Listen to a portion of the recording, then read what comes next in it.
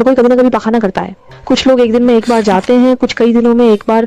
यद्यपि मल त्यागने की आवृत्ति भिन्न होती है, सभी में एक सामान्य विशेषता होती है, बहुत ही घृणित और बदबूदार होती है। कुछ जिज्ञासु दोस्त मल के स्वाद की कोशिश करते हैं और उसे निगल जाते हैं। उसे व्यक्ति द्वारा खाया गया था। हम पहले शरीर में क्या होगा इस पे वापस जाते हैं। हर कोई जानता है जब हम खाना खाते हैं, शरीर की पाचन प्रणाली के माध्यम से शरीर द्वारा आवश्यक पोषण तत्व और पानी अवशोषित किए जाते हैं, जबकि वे पदार्थ जिनकी शरीर को आवश्यकता नहीं है। कचरा बड़ी आंत तक पहुंचने के बाद धीरे धीरे मल में बदल जाता है। बड़ी आंत में कई प्रकार के बैक्टीरिया होते हैं। ये बैक्टीरिया पाचन के अंतिम चरण में मदद करेंगे।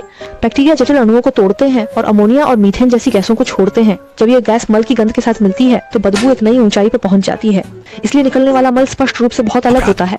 जब आप एक मुंह भर के बदबूदार चीज को खाते हैं तो इस बदबू और घिनौने एहसास से तुरंत शारीरिक स्ट्रेस प्रतिक्रिया जागृत होती है, जिससे अभी निगला हुआ गंदगी फिर से मुंह से बाहर निकाली गई। अगर आप घृणा की भावना को दबाते हुए इस बात को बताते हैं, फिर से जांच की गई, अगर ये वापस निकल लिया जाए तो मल खाने की नली के जरिए पेट में वापस चला जाएगा। लेकिन इस समय शरीर फिर से पत्थरों को पचाने की प्रक्रिया में नहीं जाएगा, क्योंकि ये जानकारी है कि वे पहले ही शरीर द्वारा पचा लिए गए हैं और बेकार की चीजों का उत्सर्जन किया गया है। शरीर इन अपशिष्टों को नकारता है, इसलिए खाई गई वस्तु फिर से बड़ी आंत में जाएगी और अगली बार शरीर के बाहर निकाले जाने का इंतजार करेगी। तो घृणा के अलावा शायद और कोई साइड इफेक्ट्स नहीं है, लेकिन नहीं, इसमें बहुत सारे माइक्रो ऑर्गेनिज्म और बैक्टीरिया होते हैं, वायरस और यहाँ तक कि परजीवी भी। जब इन्हें निगला जाता था तो ये माइक्रोब्स शरीर में फैल जाते थे। परजीवी संक्रमण, आंत्र संक्रमण, यहाँ तक कि विषाक्तता से मृत्यु तक ले जा सकते थे। पेट दर्द, दस्त, सिर दर्द, मतली, उल्टी, विभिन्न लक्षण।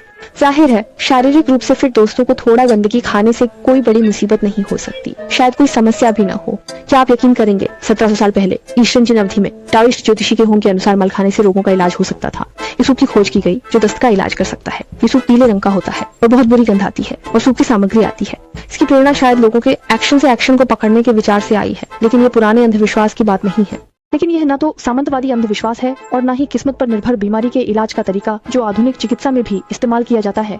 हमारी आंत में अनगिनत माइक्रोब्स रहते हैं। हमारी आंत में अपनी अनोखी क्षमताओं के साथ प्रत्येक जीवन जीता है।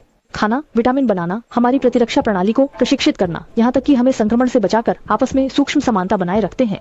आंत के स्वास्थ्य की रक्षा करता है, लेकिन खराब जीवन शैली की आदतों के कारण यह संतुलन बिगड़ जाता है तो शरीर में दुष्प्रभाव पैदा हो जाते हैं। लेकिन मरे हुए भोजन को खाने से आंत में एक नई माइक्रोब्स की भीड़ इंजेक्ट हो जाती है, जिससे दस्त जैसी समस्याएं हो सकती हैं। ऐसा प्रतीत होता है कि यह उपचार अमेरिका में आंत के माइक्रोबायोटा समूहों के बीच के संबंधों को फिर से व्यवस्थित करने में सहायता कर सकता है। एक तरीका है जिसमें तरल मल को सीधे आंत में डाला जाता है, चाहे वह ऊपर से हो या नीचे से, और दूसरा तरीका है किसी अन्य के मल को कैप्सूल के रूप में बनाकर निगला जाता है। फिर भी आपको बेवजह शिट खाने की कोशिश नहीं करनी चाहिए। आखिरकार यह शरीर द्वारा त्यागे जाने वाला कचरा है। शरीर द्वारा नहीं चाही गई चीज को फिर से खाने से हालांकि संभवतः कुछ नहीं होगा, लेकिन ये वाकई बहुत घिनौना है। तो अगली बार फिर से चूमने की कोशिश मत करो, दांव पर गंदगी खानी पड़ेगी।